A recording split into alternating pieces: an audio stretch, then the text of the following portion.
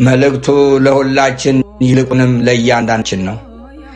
ነገር በመካከል ሲመለከቱ በሐዘን ልባቸው የሚሰበር ነገር ደግሞ ያጡ የነጡ ድሆችና በቢላዋ የታረዱ በሰይፍ የተሰየፉ ሕፃናትን ደም ሲመለከቱ ልባቸው በደስታ የሚፈካ መሪዎች ባሉበት ሀገር የመነኑ ሰዎች መታረድ፣ አዛውንት መምህራንን አፍኖ መውሰድ ምን ሊነግረን ይችላል? ሰው በግፈኞች እያለቀ እየሰማና እየተመለከተ በደስታ ችግኝ ተከላ የሚወጣ ግን ደግሞ ሰዎች ታረቁ ሲባል ነጠላ ክፉ በተጠናወተው የፖለቲካ ስሪት የሰራ አካል ባለበት ሀገር ይህ ለምን ሆነ ብሎ ከመናገርና ከመጠየቅ ይልቅ ይህ የሚቀየርበትን መንገድ ማፈላለግ ነው ቁም ነገሩ። ለዚህ ደግሞ ተግባራዊ ምላሽ ለመስጠት ሁሉም ኢትዮጵያዊ መተባበር አለበት። ብዙ ጊዜ ቤተክርስቲያን አትናገርም የሚል አባባል ሚዛን ደፊ ሆኖ አይታይም። ስንናገር ነው የምንሰማው የሚለው ጥያቄ የተነሳ ቤተክርስቲያን ማናት ቤተክርስቲያን ትባለዋ ከተመን ናቸው የሚል እነዚህ አብያተ ክርስቲያናትና በዚች ቤተክርስቲያን ያሉ ምዕመናን በየትኛውም ጊዜና ቦታ ጮኸው እየተናገሩና እያለቀሱ ነው። ሆኖም ግን የሚሰማ ጆሮ የሚያስተውል አይምሮ ለማና ምን መናገር ብለን እንጨነቃለን። የግሩ መነሻና መድረሻ ከነሰረስ በኮረናል አውጣት ብለው ይህን ቁልፍ ሲፈቱትም ደግሞ አማራ ይጥፋ፣ ትግራይ ይጥፋ፣ ኦሮሞ ይጥፋ ተነግሮናል። ስለዚህ ያጠፋችሁ ነው ለወደፊትም አጠፋለሁ እያለ የሚነግረንን መስማት ካልቻል ማን ቢነግረን ነው የምንሰማው? ገዳዩ እኔ ነኝ የማጠፋችሁም እኔ ነኝ ብሎ እየተናገረ ጦርነት በህዝባችንና በልጆቻችን ላይ አውጆ ሞክሩኝ እያለ እየፈከረ ነው።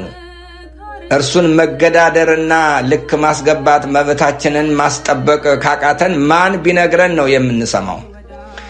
ይህንስ ለመቀልበስ ምን ነው ተቸገርን? ቤተ ክርስቲያን ይህን የሚጠይቅ የህብረተሰብ ክፍል ማለትም ሴት፣ ወንድ፣ ወጣት፣ ምሁር ምን ነው ጠፋ ትላለች።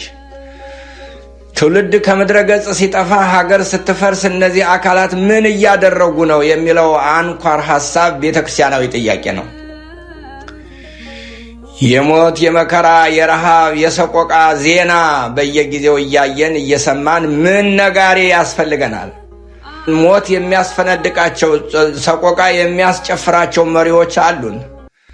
ለመግደል ደግሞ ከላይ እንዳልነው የመግደያ ልዩ ኮድ ሰጥተው እየገደሉ ነው።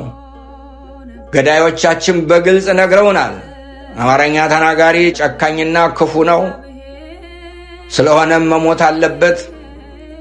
ኦሮሞኛ ተናጋሪውም ስለማይታመን፣ ትግረኛ ተናጋሪዎችም ስለሚጨቁኑ መጥፋት አለባቸው እያሉ ይህንን ክፉ ሰይጣናዊ ሥራ የሚሰራ አካል አቁም በማለት መስራትና መናገርም ያለብን ሰዋዊ ግዴታችን ነው። ግዴታችንን የምንወጣው ደግሞ ሌላ አካል ሳይሆን እኛ ራሳችን ሁላችን ነን።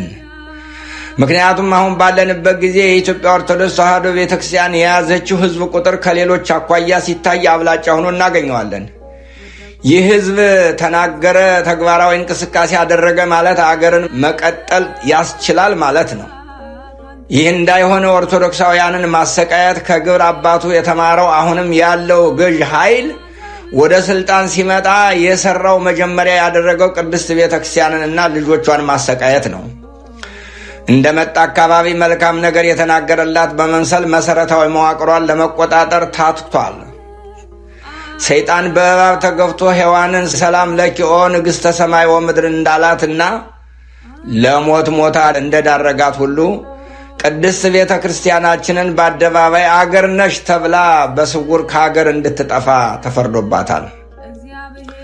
ለዚህ እንደ ታሪካዊ ማስረጃ የምናነሳው የጅጅጋው እልቂት፣ ካህናትና ምዕመናን የአብነት ተማሪዎች በሕይወት እያሉ በእሳት መቃጠል፣ የአብያተ ክርስቲያናት እንደ ጧፍ መንደድ፣ በሻሸመኔ፣ በወለጋ፣ በአርሲ፣ በባሌ፣ በአጠቃላይ በኦሮሚያ ኦርቶዶክሳውያን ላይ ብቻ ያነጣጠረ ግፍና መከራ ስራዬ ብሎ መንግስታዊ የሆነ ጥቃት ማድረስ ወይም ጥቃት እንዳይደርስ አለመከላከል፣ ገዳማዊ አባቶቻችንን ከበዓታቸው አውጥቶ መረሸን፣ ኦርቶዶክሳውያን ከዘግዝቆ መስቀል፣ በሕይወት እያሉ አካላታቸውን መቆራረጥ፣ በባሌና በአርሲ ከኦርቶዶክሳውያን የጸዱ ከተሞችን መመስረት፣ በየትኛው መንግስታዊ መዋቅር ኦርቶዶክሳውያን እንዳይሰሩ በስልት ማስወገድ በጣም ብዙ ከሆኑ መከራዎች ጥቂቶቹ ናቸው። ይህን ያልሰማ ኦርቶዶክሳዊ ይኖር ይሆን? ስለዚህ እንደ ነቢዩ ኤርምያስ ዛሬ እንዲህ እናለቅሳለን። በአባቶቻቸው ዘመን ያደረጉትን በደል ነቢዩ ኤርምያስ የደም እንባ አስለቅሶታል። በዚያ ዘመን በደል ኤርምያስ እየተንሰቀሰቀ የተናገረው አሁን እኛ ለመጻፍ እንኳን ሞራል ያንሰናል። ምክንያቱም ኤርምያስ የዛሬ 3000 ዘመን የተናገረው አሁንም በእኛይቷ ኢትዮጵያ እየተደረገ ስለሆነ ነው። ነቢዩ እንባውን እያነባ የተናገረው እኛ እያለቀስን እንመልከተው።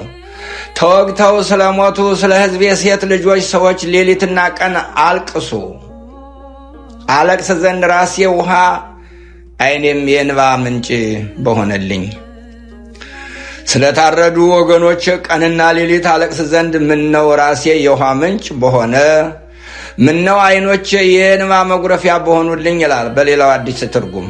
ነቢዩ እንዲህ ያነባበትን ምክንያት በተሰበረ ልብ በምሬት ሆኖ ይናገራል። ከሕዝቡ ክፋት የተነሳ ብቸኛ ሆኖ ሰው እያለ ከሰው ርቆ ለመኖር ምርር ብሎ እያለቀሰ መጠለያ ፍለጋ ሲንከራተት እንመለከታለን። ከዚህም ጋር አመንዝራና ክፉ ነገረኛ ነውረኛ ትውልድ ጋር ከመኖር በምድረ በዳ ተንከራትቼ ከአውሬ ጋር በበረሃ ብኖር እመርጣለሁ ብሏል። ዛሬስ የኛ ምርጫ ምን ሊሆን ይችላል? ሐሳቡን እንዲህ ይገልጻል። ሕዝቤ ሆይ ሕዝቤን ትቼ ርቄ እንድሄድ በምድረ በዳ የእንግዶች ማደሪያ ማን በሰጠኝ? ሁሉም አመንዝሮች አታላዮች መንጋ ሆነዋል የሚለው የነቢዩ መልእክት የእስራኤል በደል ትንተናውን በዚህ አልቋጨውም። አሁንም በአገራችን የሚደረገውን የሴራ ፖለቲካ በቅጡ የተረዳ ዘጋቢ የሚመስል ትኩስ ዜና ያስነብበናል። ከ3000 ዓመት በኋላ ምንም አይነት የግብርም የዓላማም ልዩነት ሳይኖረው እንደተገበረው ሲገልጽ እንዲህ ይልልናል። ምላሳቸውን ስለ ሐሰት እንደ ቀስት ገተሩ፣ በምድር በረቱ፣ ነገር ግን ለእውነት አይደለም፣ ከክፋት ወደ ክፋት ይሄዳሉና እኔንም አላወቁምና ይላል እግዚአብሔር። ወንድምም ሁሉ ያሰናክላልና ባልንጀራም ሁሉ ያማልና እናንተ ሁሉ ከባልንጀሮቻችሁ ተጠንቀቁ፣ በወንድሞቻችሁም አትተማመኑ። ሰው ሁሉ ባልንጀራውን ያታልላል፣ በእውነትም አይናገርም። ሐሰትን መናገርንም ምላሳቸው ተምሯል፣ ክፉን ለማድረግ ይደክማሉ። ከዛሬ 3000 ዓመት በፊት የተፈጸመና የተነገረ ታሪክ ዛሬ ላይ ምን ይጠቅማል የሚል ጥያቄ አይጠፋም ይሆናል። የኛ መልስ ደግሞ ዛሬ 4 ኪሎ እየተደረገ አይደለምን?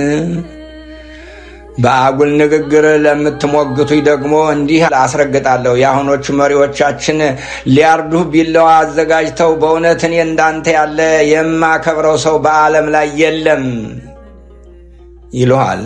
በመጨረሻ አርዶ ሲጥልህ እያየ የሚስቅብህ አብሮ የሚሰራው እሱ ነው።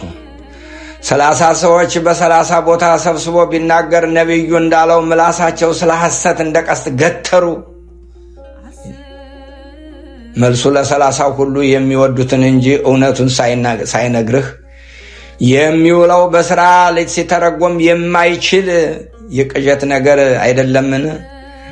አንተን የሚያወራህስ የራሱን የውሸት ሥራ ከሠራ በኋላ አይደለምን? ለዚህ ሁሉ ከወዳጁ ይጠንቀቅ የተባለው ሲያብራራው ወንድም ሁሉ ያሰናክላልና ባልንጀራም ሁሉ ያማልና እናንተ ሁላችሁ ከባልንጀሮቻችሁ ተጠንቀቁ፣ በወንድሞቻችሁም አትተማመኑ። ይሄ ዛሬ ኢትዮጵያ አይሰራም ወይ? ይሄ ዛሬ በኢትዮጵያ ውስጥ ስንቶቹ በወንድሞቻቸው ታረዱ? ስንቶችስ በጓደኞቻቸው ተከዱ? አገርስ ስንት ጊዜ ደማች? ምን አይነት ፍርጃ ነው? እንዴት ሰው ከወንድሙ ሊጠነቀቅ ይችላል?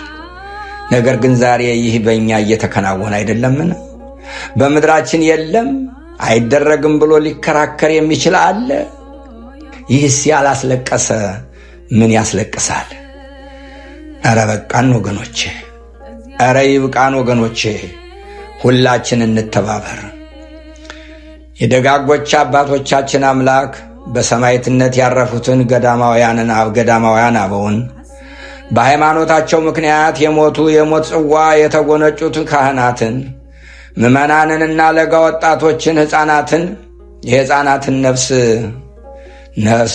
ነፍስ ዕረፍተ መንግሥተ ሰማያት ይስጥልን እያልኩና እየተማጸንኩ በደረሰውና እየደረሰ ባለው ሞት፣ መከራ፣ ረሃብና ስደት የተሰማኝን ልባዊ ሐዘን እገልጻለሁ።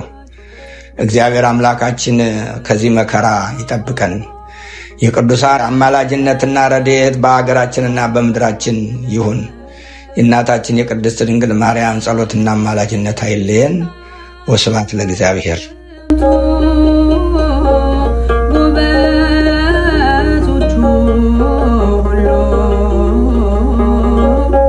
ተሰው ለፍቅር